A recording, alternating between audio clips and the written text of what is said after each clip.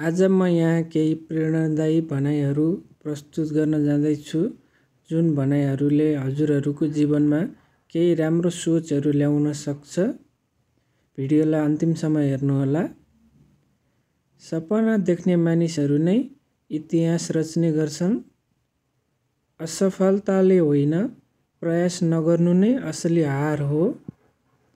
आफ्नो लक्ष्य स्पष्ट हो भने बाटो आफै खुल्छ।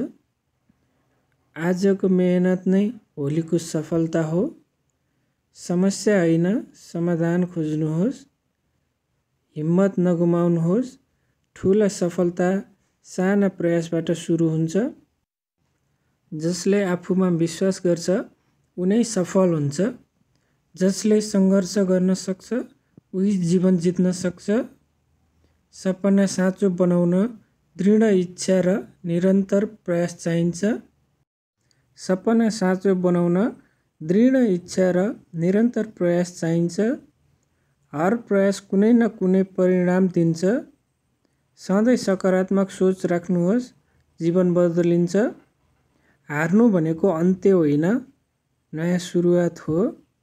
समयको कदर गर्न जान्नुहोस्, सफलता तपाईँकै हुन्छ। आफ्नो लक्ष्यप्रति इमान्दार रहनुहोस्। सपना पुरा गर्न डरभन्दा अगाडि बढ्नु पर्छ। बाधाहरू चुनौती हुन्, हार होइन। जहाँ इच्छा हुन्छ त्यहाँ उपाय पनि हुन्छ। सकारात्मक सोचले असम्भवलाई सम्भव बनाउँछ। तपाईँको सीमितता तपाईँको सोचमा मात्रै हो। बिस्तारै तर निरन्तर अघि बढ्नु नै सफलता हो। हजुरहरूलाई यस्तै जानकारीमूलक भिडियो हेर्न मन लागेमा च्यानललाई सब्स्क्राइब गरिदिनु होला है।